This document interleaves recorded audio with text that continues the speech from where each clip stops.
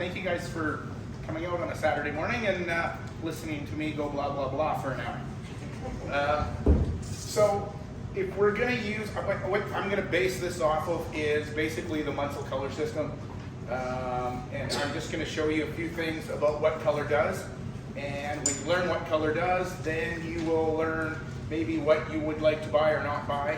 And I think, and this is kind of a funny thing that I'm putting on a free thing on how not to buy paint in a store when I'm supposed to be selling paint, but that's what I'm kind of doing, is telling you not to buy paint. So if you, based on the color, Munsell color system, which says if you have 10 values from black to white and you have 14 chroma levels from 1 being dull and 14 being bright, if you had 7 colors and you use those two things, you'd get about 120, no, I think it's, about 45,000 color mixes if you have those two. If you add an 8th color to that, it goes to 340,000 color mixes. And so on and so on. If you add a 9th color, it goes to over 1 million.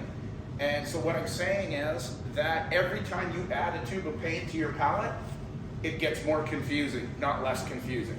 So a lot of people will say, oh, I can't mix this green, I can't mix this green. So they go buy 5 different greens. That's only going to compound the problem, not solve the problem. So I'm going to show you a simple way to look at color, and then I'll go through why I do that, and then I'll show you the colors that I bought. And over the 30 years of painting, I've narrowed it down to basically 8 colors, and these 8 colors are the least amount of color you could buy to make the maximum amount of color. And these are also the least expensive way to buy paint, because I'm Scottish and I'm super cheap. All right. I'm Dutch, I'm cheap too. Why could I cheap you any day? All right, so I'm going to start out with, I'm going to start out with some basic color notes here. So these are the 3 things that you need to know about color. And so any book that, when you get to a book, it'll list these 3 things for color. And so it always says hue. So what hue really means is that's just a fancy word for color. What color is it? And I think that a lot of people's problem when they hit the color area is that they don't realize with paint, what we're doing is what's called subtractive color mixing, meaning what subtractive color mixing means is every time you mix 2 colors together, the resulting color is a dulled version of the 2 parent colors. So the more you mix, the duller your paint is going to get. And what this comes from is that people don't realize that there's only 6 colors.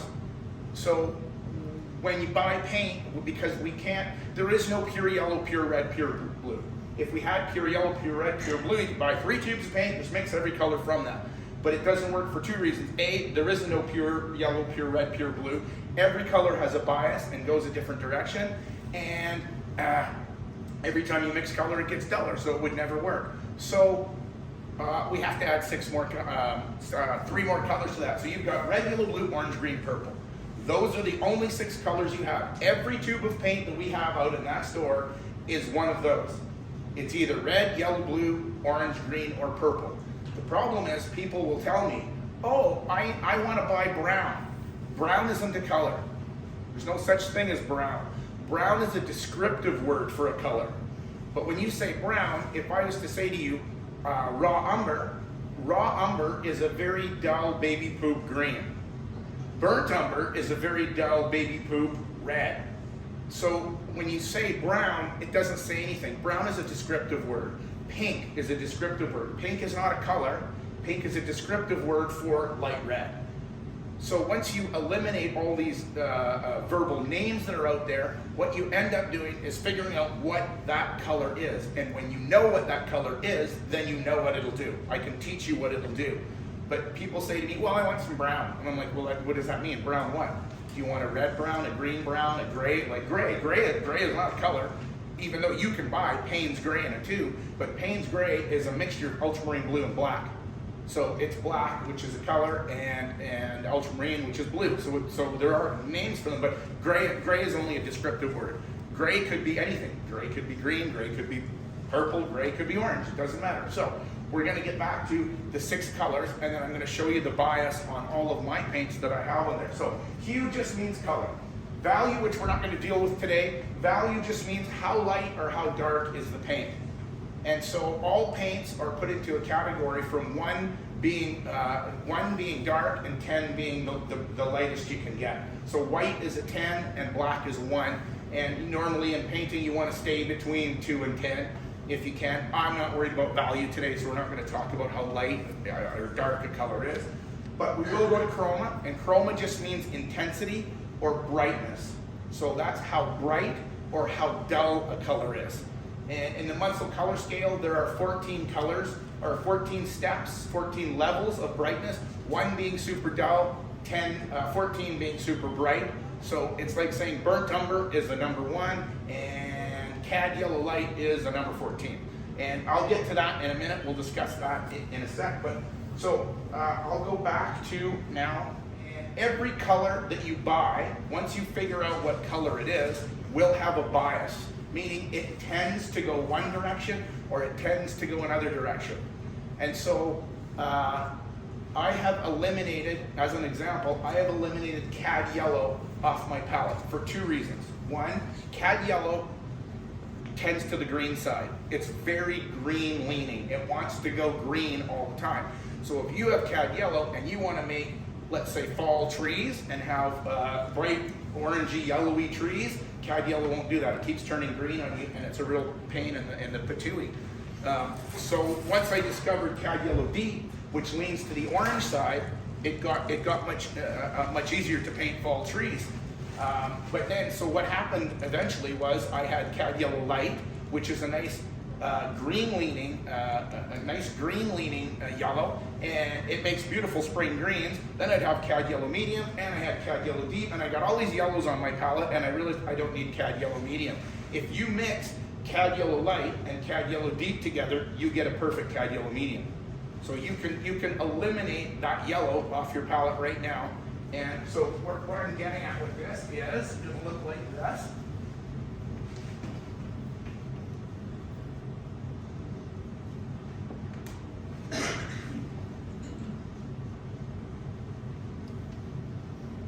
So yellow sitting right here. So cad yellow, like if you could buy a perfect yellow that was right in the middle, that would be wonderful. Then you could make it go either direction. But we can't. Cad yellow actually sits right here on the color wheel. So it tends to go to the green side because it's already leaning that way. So it wants to make greens. Cad yellow light sits right here and wants to go to the green side. So it'll make anything very green. So that yellow just naturally wants to make bright greens. Cad yellow deep sits right here, and it tends to the orange side. So it's a very warm yellow, and it wants to make all your warm colors. The biggest problem with cad yellow in the middle is if you ever wanted to use it for warm colors, it won't do that. It keeps going green and wants to be cool. And what happens? You keep mixing and mixing, and what did I say in the beginning? The more you mix, the duller your paint gets, so you end up with this sludgy, muddy green. And then what do? You come see me so I could sell you 14 tubes of green paint because you're struggling to make green. So now you don't have to do that. If you buy cad yellow deep, which tends to the orange side, and you mix it with any blue, it's going to make a very lovely, duller, softer, dull, warm green. If you mix cad yellow light with any blue, it's going to make brighter, stronger, more vibrant greens. And all you need then, I'll go down here, if we're going to talk about green for a minute, if we go to blue, if you sat right there and had a perfect blue, that would be wonderful, but none of the blues sit right there. So most of us all have ultramarine blue. Ultramarine blue sits right here. It's towards the red side, and it has a red tendency and wants to go purple. But it's a beautiful blue, and if you mix that blue with any of the yellows, like cad yellow deep, it'll make very soft greens. If you mix it with cad yellow light, it will make very, very bright greens. Okay, so when we talk about this other word that I had on here, chroma, which was bright and dull with paint, anytime you mix colors, they don't mix around the color wheel, they mix across the color wheel. I don't know why I have blue there. Blue should be blue right there. Okay, so they mix across straight through the color wheel. It doesn't go around the color wheel. So anytime you mix a color, the further apart your color are on this circle, the duller your paint is going to be. Okay, so if I mix, now I just said, sorry, I'm putting ultramarine blue right there. This is ultra. If I mix ultramarine blue and cad yellow, I'm going to end up somewhere in here with a fairly dull green. It's a nice green, but it'll be dull. If I go over here and mix manganese blue hue, and I mix cad yellow light, it's going to end up right there, which is a green that's towards the outside of the wheel, meaning it'll be extremely bright. Okay, so here's the trick. Here's your value scale, 14, 1. 1 being dull. This is burnt umber is here, raw umber is here, raw sienna is here, burnt sienna is here, indigo is here, Prussian blue is here, black is way down here, yellow ochre is right here. So this is like 2, 3, 4, all the way up to 14. So you notice I'm already hitting a bunch of colors, a conglomerate of colors that are down in this area. The trick with paint being subtractive color mixing, every time you mix two colors together, the resulting color is a dulled version of the two parent colors. What that means is you can never brighten a color by mixing more paint into it. Okay? Every time you mix color into it, and what I'm saying is, the color that is in the tube is as bright as it'll ever be. You can't make burnt umber any brighter. It will always be as dull as it is. So if you buy paint down here, oh sorry, I'm missing a whole important ingredient here. Paint can never be mixed brighter. It comes as bright as it is out of the tube, meaning you cannot go up the scale, but you can go down the scale. Okay, so you could take a bright color and you can dull it all the way down, but you can't take a dull color and brighten it. So if you buy all these dull colors on your palette, you're only going to get dull paintings. You will never get bright color. You will mix more in, and as I say, you're going to mix raw umber and raw sienna together to try and go, well, I wanted a little yellower and I wanted a little brighter. Anything you mix in here is just going to do this. It's just going to make more mud and more mud. So when I tell you on my palette that I have that I do put burnt sienna and I do put yellow ochre on my palette. Yellow ochre sits around a 4 and burnt sienna sits around a 3. I do have 2 tubes that are on my paint that are dull. I don't call them colors, I call them modifiers. And I only use them to dull paint. So I like to use them. Burnt sienna will dull just about anything if you put it in. You want to paint a nice soft mountain color? Ultramarine blue and burnt sienna. It makes a very dull gray purple for mountains that's absolutely beautiful. You want to soften your blue skies down? Put burnt sienna in it. You want to paint anything far away that has purpley greens in it, anything in there, put yellow ochre in it and it will dull it all the way down. So they're modifiers. So I'm going to show you my palette and I will show you what's on there, but I do have 2 colors. You're going to say, oh, but you said you don't put dull colors in your palette. I don't call them colors, I call them modifiers. They're just there to help me along my way to dull color. For the most, everything I buy is going to sit up here. Cad yellow light, cad yellow, cad orange, ultramarine blue, manganese blue, they all sit around a 14 and a 13. Quinacridone rose, everything I buy, I try to buy up here because I can always come down, but you can't come back up. I have a little trick though. If you have a dull color, here's the little statement that the famous Mr. Rembrandt, or some guy named Rembrandt, so he had to wear a weird hat or whatever, he's supposed to be a good painter. I never met the guy, but he said, I will paint the skin of a princess with mud as long as you let me paint anything else I want around that color. So what it means is if you have a dull color here, you could make it brighter by putting a duller color beside it. it's an optical illusion. You're not actually brightening the color physically, but you could make a color look brighter by painting something duller beside it, okay? But the trick to know is you can't get a color brighter.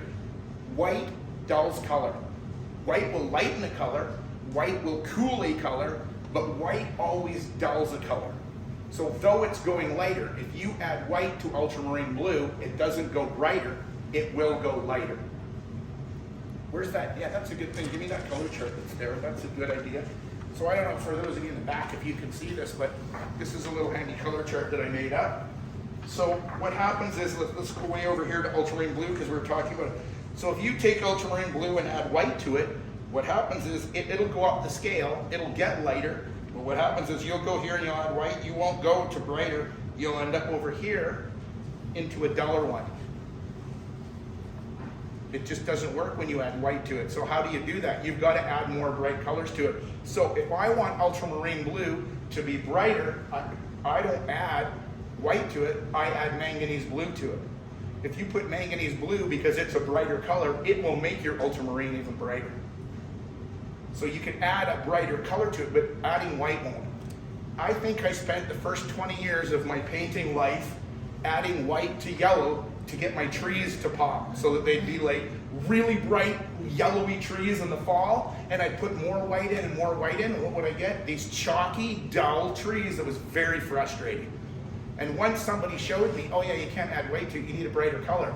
Once I realized that you take cad yellow deep straight out of the tube and paint it right on the canvas without mixing anything in it, all of a sudden it's like, oh my God, it's so good. It's just wonderful when you do that. Now your paints aren't dull anymore, right? So mixing isn't always the answer. Having brighter color on your palette and less color, as I said, you put 12 colors, 14 colors. The first guy I ever took classes from, I went to a place and you signed up and he'd give you a list of colors. He wanted 24 colors.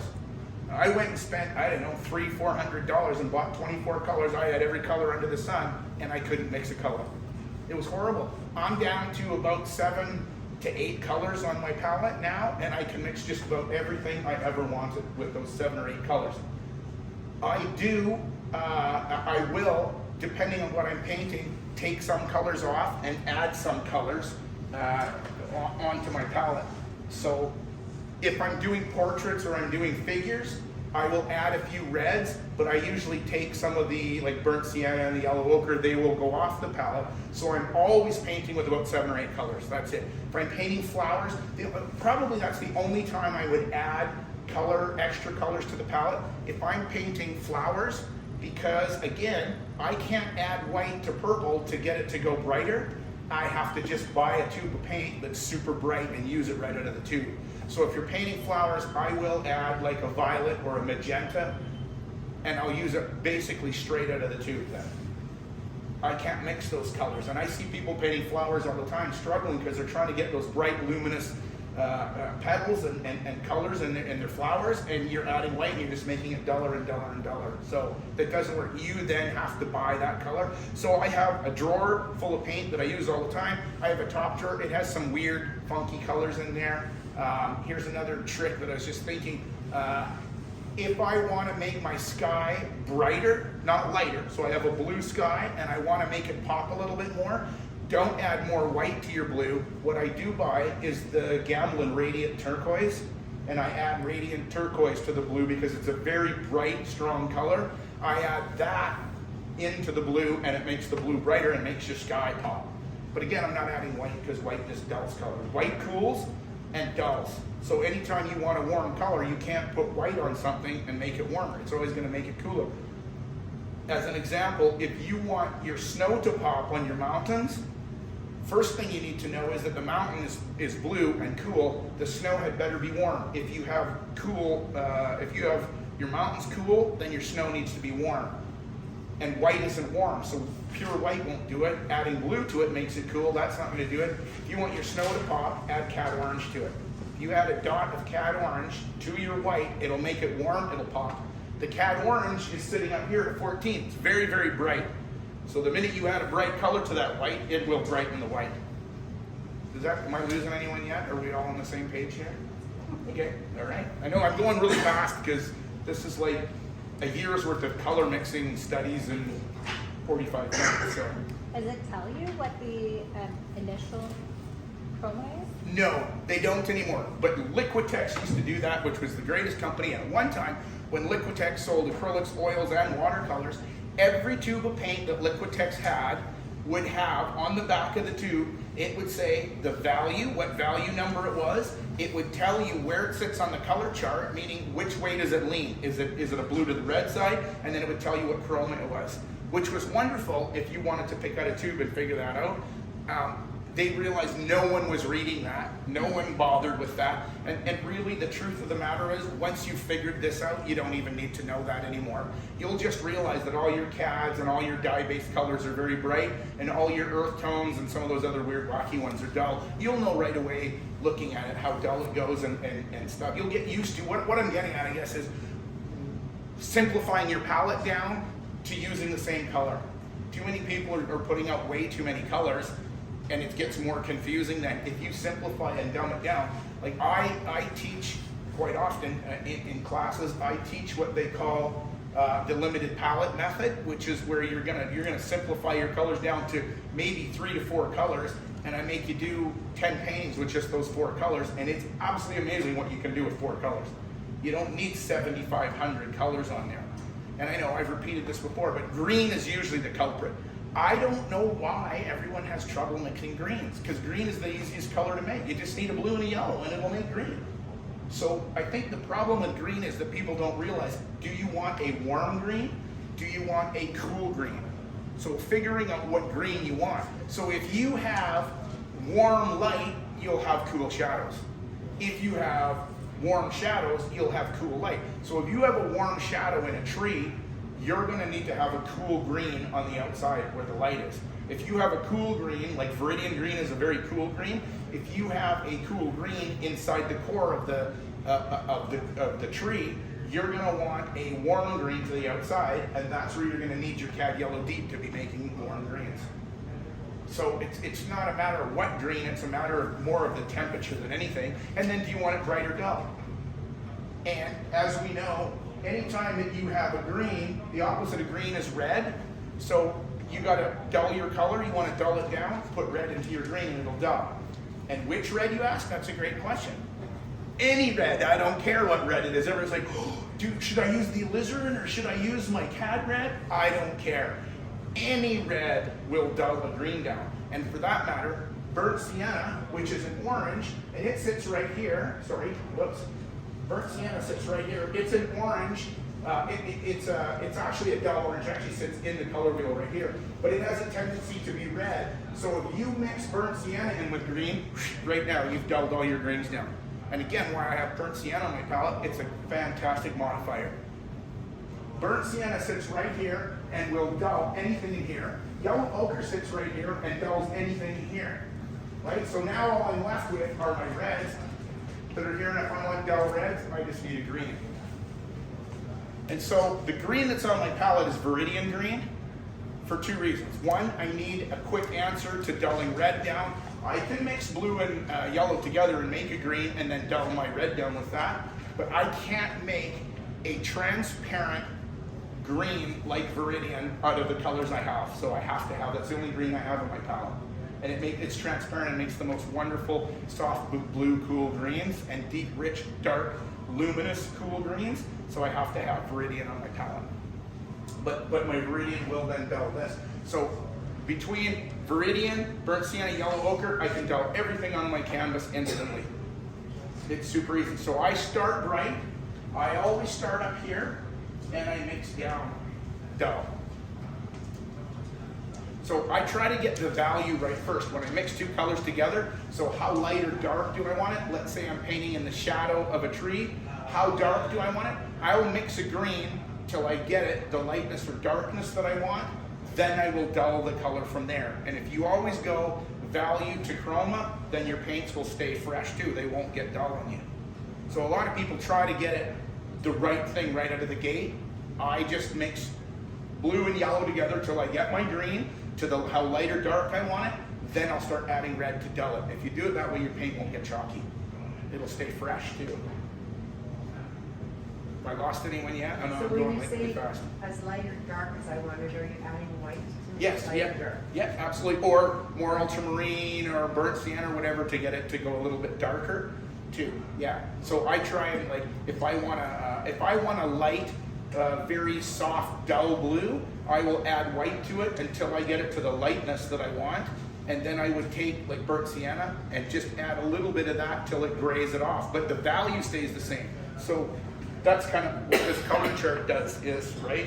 So I want to have a light blue, I will add white till I get it to here. But if it's a blue that I want to be dull, then if I go across 1, 2, 3, 4, 5, 6, anything in this area right here, if I mix that with this, I can go from bright to medium to dull.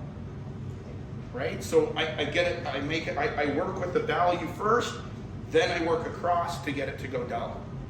That way your paint won't go chalky on you. Here, I'll tell you a funny little story. I was painting in Laguna Beach with a guy named Ken Oster, fantastic painter. He's no longer with us. Bye, Ken.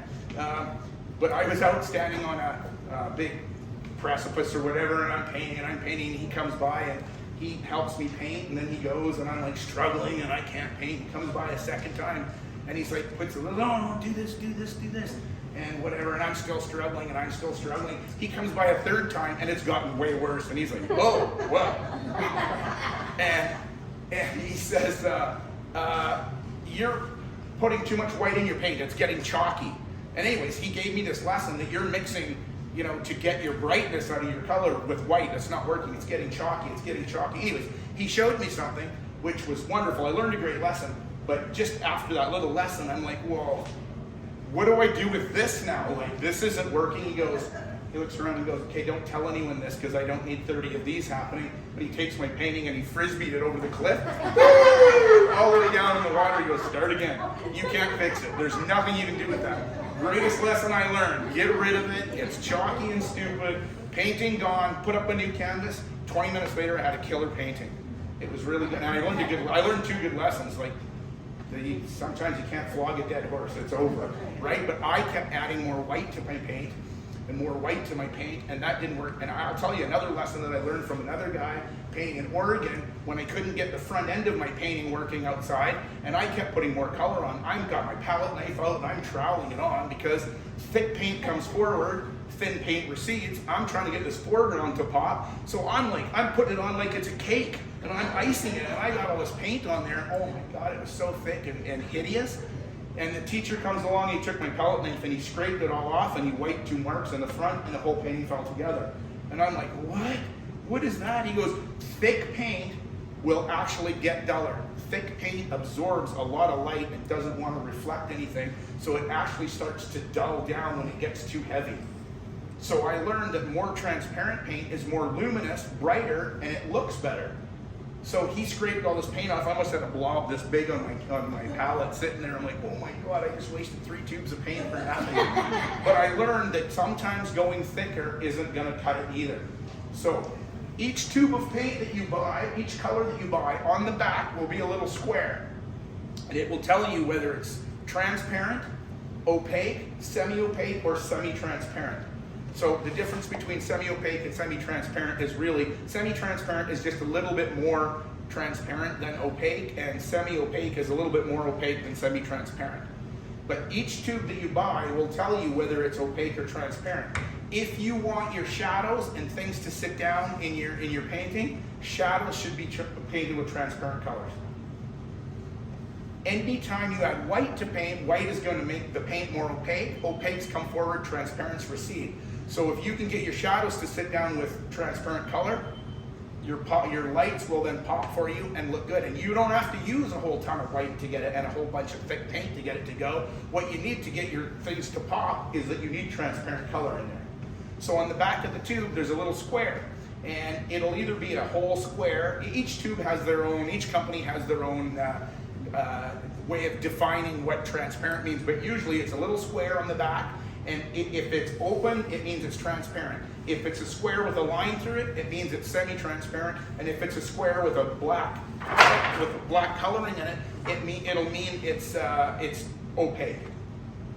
So having a series of colors on your palette that have some transparency to them and which is why I use ultramarine blue, because ultramarine blue is a very transparent blue. It's also very, very dark. So I make just about all my shadow colors out of that. I use quinacridone rose as well, or permanent rose, which is a very, alizarin crimson will work too, which is a very transparent red. You mix ultramarine blue and alizarin crimson together, you'll get black, but it's a transparent black, not an opaque black. Opaque colors suck in all the light and reflect nothing. Transparent colors let the light, what really happens with a transparent color is, you have your canvas here, and you put a blob of paint on. With a transparent color, the light goes through, hits the here, and then bounces back out again, and it's very luminous. Opaque colors, the light hits the outside and just bounces off. So you get nothing. You get surface here, you get depth with this. So if you want depth in your shadows, use transparent color. Don't use an opaque color. What's an example of an opaque color? Any cadmiums. All your cad red, cad orange, all of those are opaque. Burnt sienna is a semi-transparent. Yellow ochre is probably opaque. Some yellow ochre, raw sienna is a little more transparent than yellow ochre, but you'll see most of them. I think Viridian is transparent. So I have Viridian, ultramarine blue, and quinacridone rose, or that. Alizarin crimson is transparent too. So I have those three are transparent. All of those make darks. So that's the only way I need them. I don't need any other transparent color. The only other transparent colors I'll use, sometimes I will mix for figures and sometimes flowers. If you want a flower petal to be a bright pinky orange color, but you need it to be transparent, then don't use cad orange. I use that scarlet pyroline. I can't even say some of these. Who writes these words for these colors? These guys should work in the doctor business, whatever, writing I have some blah, blah, blah pills. I need those. They must have a team that writes these things, come up with these names. I have whatever, pocatrophin. I need a pill, pocatrophin. I don't know. Whatever pyroline maroon or whatever is a maroon praline or whatever it's called. No, sorry, that's the wrong color. Scarlet praline or pyro scarlet. That's what the hell is pyro. Because it's semi-transparent. So if you mix it with quinacridone rose, it makes the most lovely, lovely transparent paint color. Great for skin tones, great for portraits. Scarlet, what did we call it? Scarlet. Pyro scarlet. Whoever said that, you get a gold star.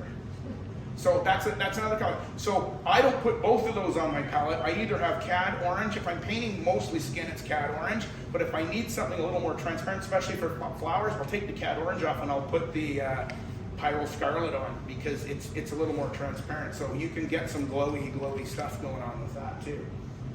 You said mix the pyro scarlet with which? Permanent rose. And everyone's going to run out to go buy quinacridone rose, which we don't have. We have tons. We still do? We don't have any radiant turquoise. Yeah, well, see, we've been having problems getting stuff. But there's a couple of reasons we're getting that permanent rose or quinacridone rose is getting hard to buy. Sebagog is a company out of Switzerland that makes, they make pigments for, there's only like 3 pigment houses in the whole world that make that make pigments for everybody. They make them and then ship them to everybody else that makes paint out of them. Sebagog invented quinacridone and makes quinacridone it's basically for the car industry. And they make all the paint for cars. And for the last 20, 30 years, everyone wanted these crazy orange cars and bright colored cars, and the cars with the little speckles in them so you can kind of see they glisten or whatever. That's just suddenly fallen out of favor, and everybody's buying this milky chalk colored sort of paint for cars now. So Sebagog discontinued quinacridone. And so all of a sudden, everyone in the world is freaking out in the art industry. The art industry only uses 1% of pigment. The car industry uses like 25%. So they said, nah, nobody wants it, so they discontinued. So Golden is freaking out now because their #1 bestseller was quinacridone burnt orange. I would sell that to people out there by the gallon because it was the most beautiful, transparent color for acrylic, and all of a sudden we can't get it. And I've had people from all over America and Canada calling our store going, hey, they're just looking at art stores. You wouldn't happen to have this color in stock, would you? And so I flipped out and freaked out because quinacridone rose is one of my favorite colors. So I just bought 30 tubes. I cleaned out, I don't know if we have any. There might be more, we but have- I have enough to last me a couple of years. We have tons in oil and none in acrylic. Yeah, and we just can't get it. So I don't know what the art industry is going to do to replace that as a transparent. For now, you can use alizarin crimson will work, but you gotta buy the alizarin crimson permanent if you can, because unless you're using it straight out of the tube, the non-permanent does have a tendency to fade a little bit. It isn't a light fast color, but if you use it like a bunch of it in ultramarine blue to make purple, it works fine. It's just if you do it as a washy light color in white, it will fade. What's his name? Van Gogh used to use a lot of alizarin crimson in his paintings, and they're not even they're gone. They've been gone for 50 years now. They've been gone. So everything's white on his paintings because it's faded out. So I don't know what else I think I'm missing. Do you guys understand? You have questions? You can ask me questions. And I'll just go through my palette and I'll show you what I use for my paint. Sorry. If I have a bright red. Yeah. And I want it darker, in certain areas darker. Yeah. Then if I have too bit darker red, if I put a little bit on it, do I still have a bright color or do I have a muddy color? What are you mixing in with it? A darker red? A lighter red and a darker red. If you just mix those two together, they may go a little duller, but they'll probably just end up going darker. It'll still be fairly bright, right? It would only go duller if you're mixing in a green or something getting, on the color wheel, I'm going to draw this color wheel again, but anytime you mix opposites, so yellow, orange, red, purple, blue, and green. So, anytime you mix, you have a red here and a red here and a red here, you mix all those reds together, they're just staying right there. So anytime if you mix a purple in there, right, it's starting to come in the color wheel. If you mix red and purple go there, red and blue will go there, you're starting to get there, red and green is right here. This area right here, this is your no-fly zone. That's like, this is like I liken this to this is like kind of like the 5 boroughs in New York, right? And all of these guys are gang members, right? And so this is the playground, and you have to cut across the playground. If red wants to talk to green, it has to cut across the playground. If you get into here, that's where you're going to get beat up. These guys have chains and bats, and they're like, yo, what are you doing? Where are you going, eh? And they're going, well, I just wanted to go see green. No, you can't see green. You gotta, no way, man. No, you're not, no way. So you have to delete that because that'll be like cultural appropriation or something. That'll be, someone will write to me, hey, I have Mexican heritage. You can't do that. So how do you, like, anytime you mix green with red, you're going to dull it down. But if you get too much, you get in here. But here's a trick. This is called what I call the gang member or the rainbow method. How do you get red and green to sit together without being muddy and nasty? Well, what happens is the red gang, they have a bandana on their leg right here. He comes over to the purple guy, and these two guys live next to each other. They get along. They're fine. They're different gangs, but they're cool with each other. So red goes over to purple and says, hey, my buddy, I gotta go see green. Do you mind if I cut through here? And purple goes, well, I don't have a problem with that, but blue might have a problem. Let me see what blue says. So he goes over to blue, and blue goes, well, if you say that red's cool, I'll let him go. And so if you mix red and get it over to the purple, you're gonna get to a reddy purple color that's getting closer to green. You can mix it and you'll stay outside of there. So you've got to kind of go around the rainbow with that and mix colors that are closer together and ease your way over. Don't go red and green. You've got to go more purple and then do a blue-green. You get over here, you're going to be safer. Your color will stay fresh. Because you've got to stay as far to the outside of the circle as you can to keep your color fresh. Right? Anytime. So you want to put green right next to red or mix, that edge you get is going to be horribly dull and boring. So how do you do it? That's called a bridge color. The bridge color between red and green is purple. If you put a purple line in there, all of a sudden your red and green go, whoa, we love each other, and everybody's happy, and no one's in the playground getting beaten up. We do that in class. We've done that all the time. You do that all the time. Connie's funny, she's in my class. She's like, how do I get this color? I don't know what color. Oh wait, I have it. Never mind, I have it. You have never need my help ever, but you seem to yell, no, I can't do this, and you always get the right color. You know exactly what you're doing. It's just housed in a different part of your brain. That's all. It's up there. Okay, so I'm going to go back here to my little color wheel and go through the colors with you, and I'll show you some biases that'll help you now. And then we should be done, and you can all go back to bed. All right, so we're going to start CAD yellow light, which sits right here. So this is CAD yellow light, and it has a green tendency. So whatever tendency the color has, when I call it a tendency, saying it has a green tendency, what that says to you is, hey, that makes those colors. It'll help you make those colors. You can make other colors with it, but if you want to make green, a good green, use CAD yellow light. CAD yellow deep sits right here and has an orange tendency. Sorry? Is the CAD yellow light opaque or transparent? Opaque. Any CAD is very opaque. Very dense, very opaque. So if you want a less opaque yellow to make stuff for flowers, a lot of people, I tell them, don't use CAD, use Hansa yellow. Hansa yellow light. It's semi-transparent or more transparent. So that you can do for flowers or something. I don't paint flowers, so they're hard and they're all colorful, and I don't know how to make them. I don't understand them. Nobody buys me flowers anyway. So okay, CAD yellow deep. This is CAD yellow deep. Oh, I should do this. Okay, so that sits right there on the outside of the color wheel. Remember, outside of the color wheel is bright color. CAD yellow deep right here. I'm just going to erase that. CAD yellow deep sits right there. It has an orange or warm tendency to it. It's opaque, but it's very warm. Okay, and then yellow ochre. Yellow ochre actually is the same. It's actually CAD yellow deep dull. Yellow ochre sits right here. So here's your. This is your bad. This is your nasty playground zone right here, where everybody fights. So yellow ochre sits right here. It is a yellow that tends to the orange side, but it's very dull. And why I say it's not a color, I don't use it as a color. I mean, I will paint with it as a color because for a long time when I was painting outside and I learned this method, I would mix yellow ochre and I'd go like, oh, that field is that color. So I'd mix it up and then I realized, oh, it's just yellow ochre. I should have used my yellow ochre. I forget that I have it as a color. But generally speaking, I use my yellow ochre to dull things because it's already dull. Right, but it sits right there.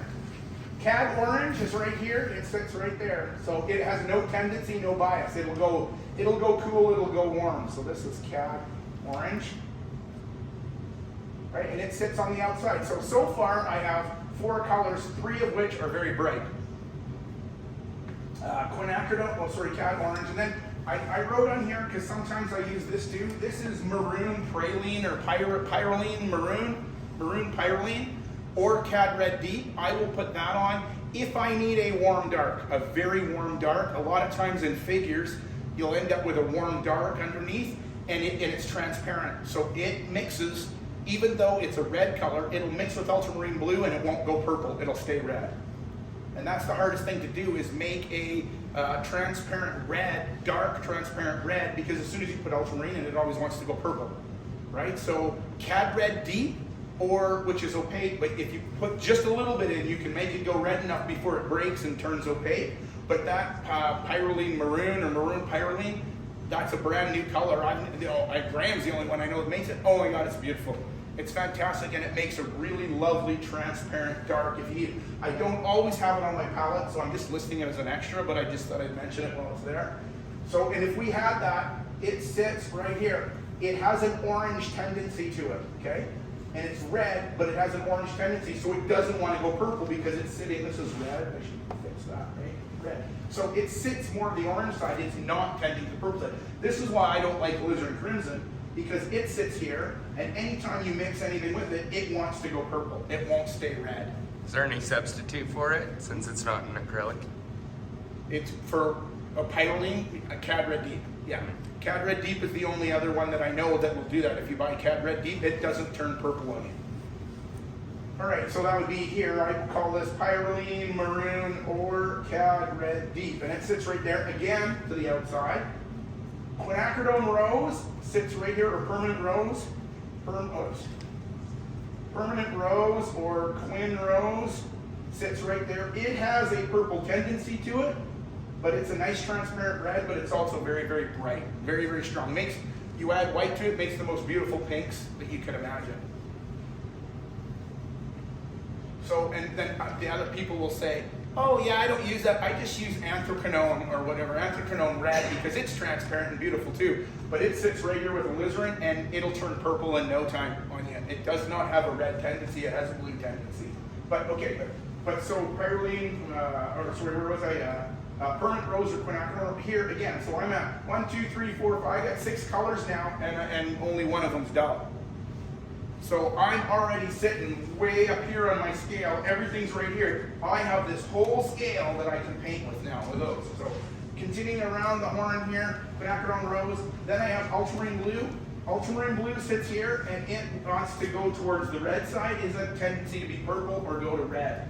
So any reds that you mix with ultramarine blue will stay fresh. Manganese blue, oh I should put ultra here, ultra manganese sits right here and it wants to go to the green side. So now I have, if you look, I have a yellow that goes to one side, I have a yellow that goes to the other side. I have a red that goes to one side, a red that goes to the other side. I have a blue that goes this side, I have a blue that goes that side. So right now I have a vast range and all these colors are sitting out here. So I'm utilizing all of this right here, so everything will stay bright and I've got all the freshest colors I can. And then I only put Viridian here. Viridian has a tendency to, manganese blue. Viridian sits right here. It's green. Actually, I put manganese. It should actually sit there. Manganese should sit there. And Viridian sits here.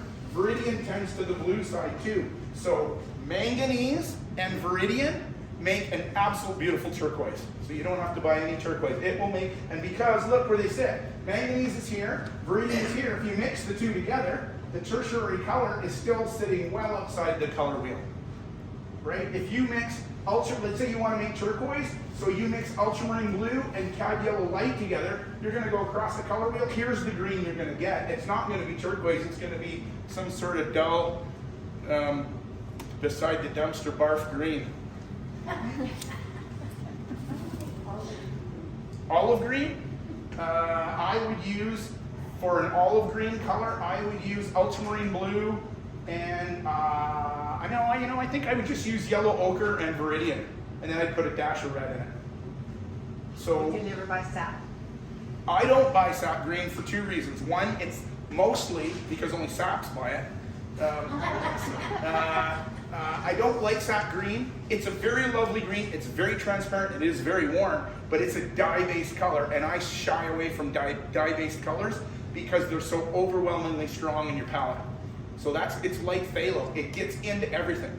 Phthalo blue and phthalo green was brought here in the 1930s from another planet. Aliens came down and planted it amongst artists to screw them up. So strong, it just beats up color on your palette all the time. You put out a little bit of phthalo like we did the other day when you were painting, and I dipped into your phthalo and I'm like, oh my God, it was everywhere. And I'm like, you can't control it. It's so strong. Dollar for dollar, phthalo is the best buy you could ever buy in paint. 1 tube would last you a lifetime. It's so strong, but it's very hard to control. It gets in your brush and it doesn't want to come out. And what it does is it hides in your brush, and it waits and it waits and it waits, and all of a sudden it jumps out in the sky, and you go like, oh my God, where did that blue mark come from? It just decided to jump out and release itself. So sap green is like that, very, very strong. And the same thing, diazonine purple. We sell boatloads of diazonine purple because it's so bright and so transparent, and it sits right here. It's a perfect purple. But quinacridone rose sits here and ultramarine blue sits here. If you mix the two together, that's the purple you're getting.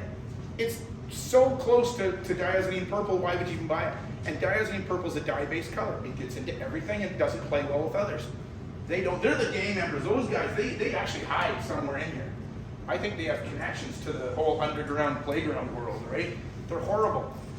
I do use phthalos for certain things, and if you need a super bright color, every once in a while, like I will use a bit of phthalo if I have to make, like I said, I can mix Viridian and manganese and make a lovely turquoise, but if I need it to be a little bit more transparent and a little bit richer, then I just mix phthalo green and phthalo blue together. So I have tubes, and I'll sneak them out and put a little bit in for a turquoise bottom of a mountain lake painting. If I need it to be that bright, I will throw that in. And every once in a while, phthalo green and cad yellow light, if you have to get bug gut green, like it's super spring and you need it super light, phthalo green and calula light will make bug gut green for you. But again, when I put those out, so I put my palette out the same way every time. All my colors are on the outside of my palette, always in the same position. It's like a piano. Middle C is where middle C is. My colors are always in the same place every time, so I know where they are. I don't have to guess. But when I put a phthalo, I always put it way down here in the corner, so I'm not apt to touch it or get into it, or I keep it away from everything because they're strong. So I don't like sap green because it's a dye-based color and way too strong. I can make every green I could ever want with all the other ones, and I don't have a dye-based color on my palette. How did you say you make olive green? I would use Viridian yellow ochre, which will make it go olivey, but it'll be bright, so I throw a bit of red in it. If you put just a dash of any red in there, so you want, I don't know where my colors are.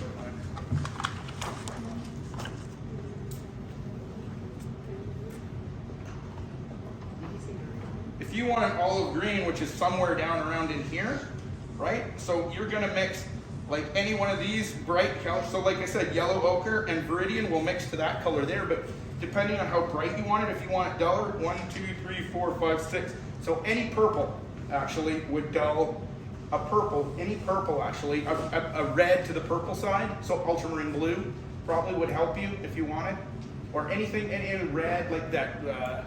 Any red will do it too, but anything in this area or this area over here. See, I bought this thing, but I don't know how to use it. Before you leave, I'll show you. But there's a video, but I don't have the stickers on the back of these ones. But we have a video online that you can go to, and I explain in 10 minutes how to use this, right? So you can watch the video and it'll explain how to make this work. So, anyways, okay. So I said Viridian. Where was I? Manganese and Viridian. The only other color that I have on my palette now, which is, it's funny because I'm in a bit of a transition state that. I've actually, I didn't put burnt sienna. I usually have burnt sienna, but here's the thing. I didn't write it down because I don't actually use burnt sienna anymore. And yellow ochre has virtually disappeared off my palette too. I called them modifiers, but Graham now makes Chroma black, which is a transparent black. The reason I didn't use black ever before was black is very opaque. It sucks in all light and releases nothing, so it dulls your color and it virtually kills color as it is. You know, and the only guys that I ever knew that could make it work were Monet and Degas, but they were painting things in black. So they would just use black as a color, and they wouldn't tint it, they were just using black. But if you mix black and a color, it sucks all the light out of your paint. So, because it's very opaque and very dense, but the Chroma black is now a transparent black. So Graham makes Chroma black, which is transparent in oil, and I don't think they have it yet in acrylic, but it is coming. Gamblin makes it, and it's called chromatic black. The difference is, I don't know what Graham's using, but it's very weak. So you can use lots of it and control it. The Gamblin color is just phthalo green and alizarin crimson mixed together is what they're using, which will make a black. But now you're using dye-based colors again, and it's horribly strong. Like just the littlest bit will dull your color down. So I found it too strong for me, I can't control it. But the Graham one is very weak, so you can put a boatload of it in there and it'll just dull your color ever so nice because it's transparent. So that helps. Ultramarine blue and acrylic, ultramarine blue. The only time I would use burnt umber, because I don't like burnt umber, because who wants to buy a tube of baby poop brown? I don't know. I have no problem making baby poop brown on my palette on a constant basis, right? I can make all that mud. But in acrylic, burnt umber and ultramarine blue make a very beautiful transparent dark.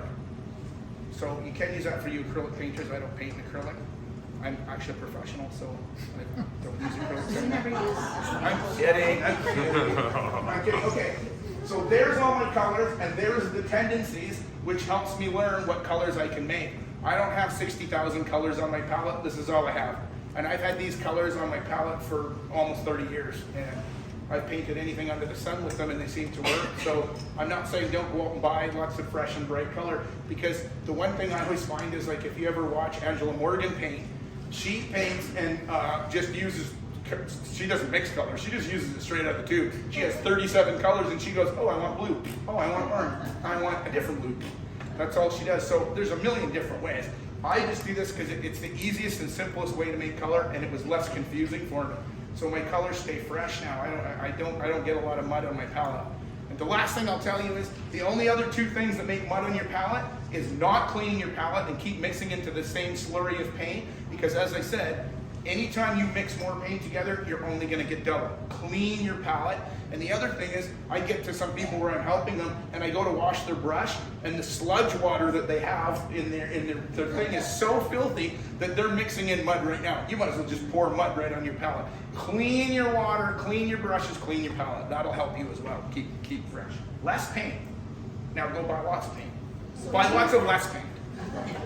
So you don't buy or the purple you're putting in? I make all my purples. Every purple. Quinacridone rose and ultramarine blue will make anything. You can go all the way from a magenta all the way to a violet. So you could have a blue violet, like I'm saying here. A blue violet like this, any one of the blue violets there, or if you want to go over to the red side, to the magenta sides, any one of that rose color and ultramarine will do all of those, and because they're on the outside of the color wheel, they will stay uber bright. So all your colors will stay bright. As long as you're mixing, then dulling, you'll be fine. So mix to the value first, then mix to the chroma after that, and your paints will stay unchalky.